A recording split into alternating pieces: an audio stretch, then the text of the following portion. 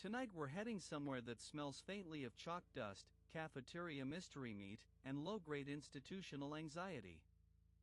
The American school of the 1950s. Not the cheerful sock hop version from the movies. The real one. The one where a grown adult could hit you with a wooden paddle for daydreaming. Where the lunch lady served something gray and called it nutrition. And where the entire educational philosophy could be summarized as, sit down, shut up, and prepare to be mildly traumatized.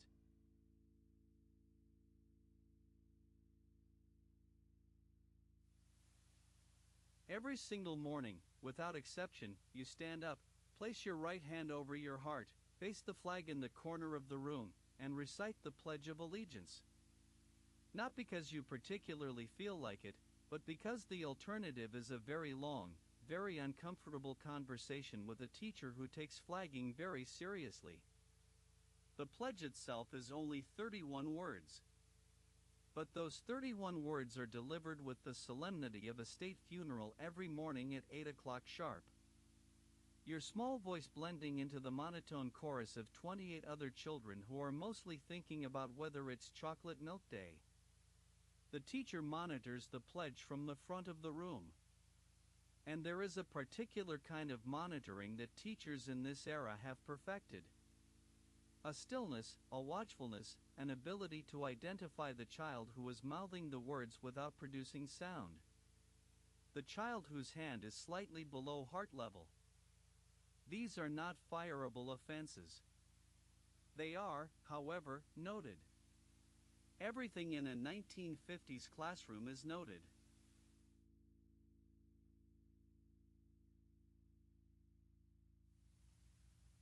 Before we go any further, let us address the large flat piece of wood hanging behind your teacher's desk. It is not decorative. It is not a prop. It is, in the parliament of the 1950s American school system, the Board of Education. Which is funny exactly once, and then stops being funny very quickly when you are the one bending over a desk in front of your classmates. Corporal punishment is not only legal in the 1950s. It is enthusiastically endorsed by school administrators, school boards, and a sizable portion of the parent community. The paddle has holes drilled into it, which reduces air resistance and increases impact.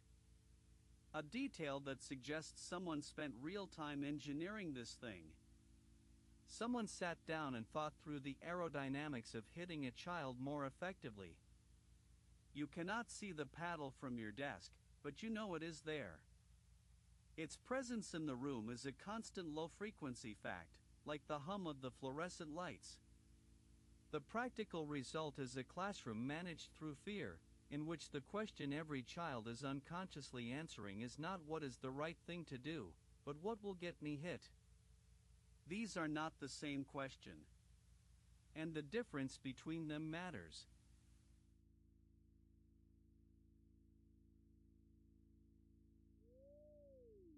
At some point during the school year, an alarm goes off that is not the regular alarm. This one means something different. This one means it is time to practice surviving a nuclear strike by crawling under your desk, tucking your knees to your chest, covering the back of your neck with your hands, and waiting. The program is called Duck and Cover, and it is taught to American schoolchildren throughout the 1950s with complete sincerity. Film reels are shown in classrooms featuring a cheerful cartoon turtle named Bert, who demonstrates the correct technique.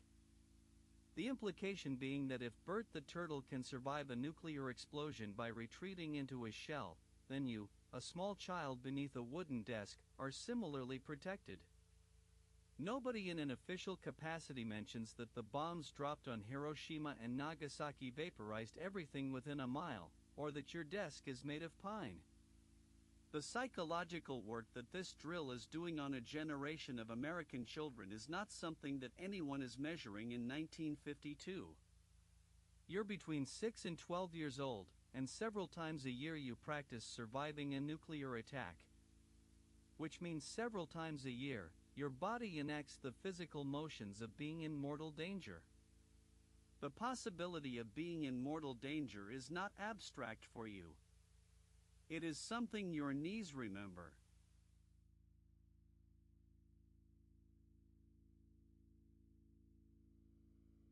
The cafeteria is a long, low-ceilinged room that smells permanently of warm milk and something starchy that has been boiling since before you were born. You carry your tray down a line staffed by women in hairnets, who do not ask what you would like so much as they tell you what you are having. Creamed chipped beef on toast. It is dried beef reconstituted in a white sauce made from flour, butter, and milk, served over a piece of toast that has been softened by proximity to the sauce into something that is technically still bread in the same way that a soaked newspaper is technically still paper. It is beige. It smells like salt and effort. It is served with a spoon because a fork would be optimistic. The women who serve the lunch are not cruel, they're efficient. When you reach the green beans, a scoop of green beans appears on your tray, whether you wanted green beans or not, and the look that accompanies this transaction does not invite negotiation.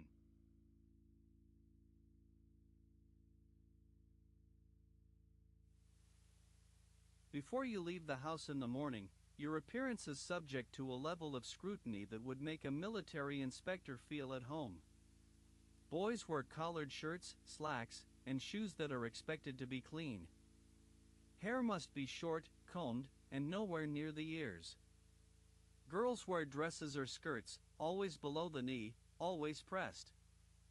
Jeans are not permitted. Sneakers are not permitted. Anything that looks like it was worn by someone who was having a good time is at minimum suspicious. The ducktail haircut is considered a gang affiliation in some schools and a moral failing in most others. Boys who arrive with sideburns approaching the ear are sent home to address that. The ear specifically seems to be a line of considerable significance. Hair above it indicates respectability. Hair touching it indicates something connected in the administrative mind to Elvis Presley and juvenile delinquency and the general unraveling of everything.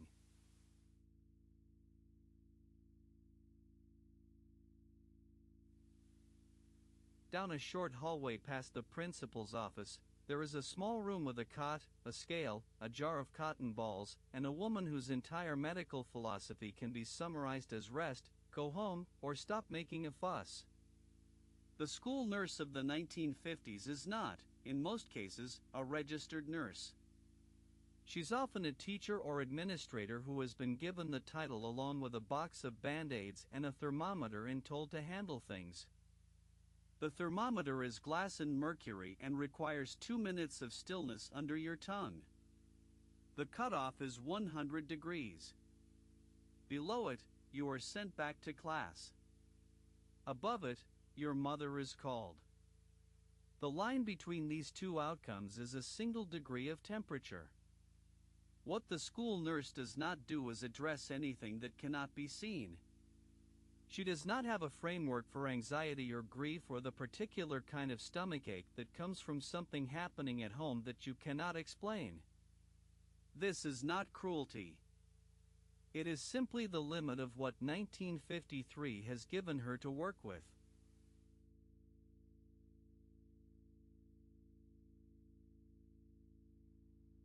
While many American children of the 1950s are sitting through duck-and-cover drills and eating creamed beef on toast, millions of black children across the South are doing the same in completely separate schools under a legal system that has decided, with the full weight of government authority, that separate but equal is a coherent sentence. It is not. The separate schools for black students are almost universally dramatically underfunded, receiving fewer dollars per student, older textbooks, worse facilities, and buses that are either missing or broken. In May of 1954, the Supreme Court rules in Brown v. Board of Education that segregated schools are unconstitutional. A ruling that is met in many parts of the country, not with compliance, but with fury, delay, and a level of creative resistance that will take decades to dismantle. In Little Rock, Arkansas, in September of 1957, 9 black teenagers walk into Central High School under the protection of federal troops, past crowds of screaming adults, past the Arkansas National Guard that the governor has called out to block them. And they go to school. They are 15 and 16 and 17 years old. They are doing something that requires a courage most adults never have to find. And they are doing it in a building that does not want them there. And they are doing it anyway.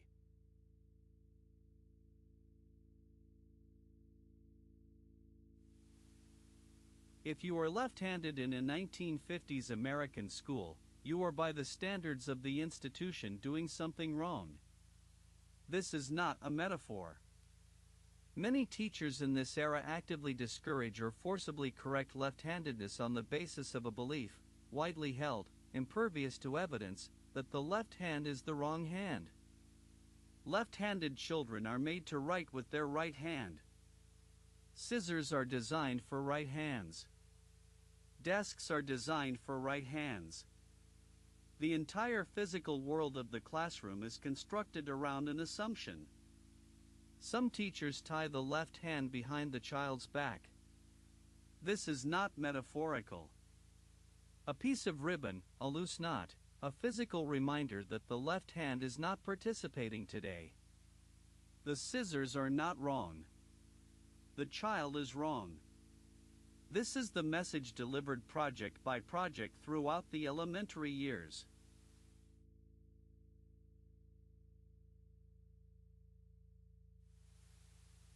Your desk is not random. Nothing in a 1950s classroom is random. The desk itself is a single-piece unit of wood and iron, bolted or at least pushed tightly together in rows with a small inkwell hole in the upper right corner that is vestigial, a relic of an earlier era of fountain pens. It is designed for compliance in a way that furniture rarely is so openly. The seat and writing surface are a single connected unit, which means you cannot move one without moving the other, which means you cannot create distance between yourself and your work. The chair does not recline. The desk does not tilt. You sit in it the same way at 8 in the morning and 2 in the afternoon, regardless of how you feel about the material or the day or your own body. Rows are the organizing principle of the 1950s classroom. And rows are also a philosophy. They face front toward the teacher, toward the board, toward the source of authorized knowledge, and away from each other.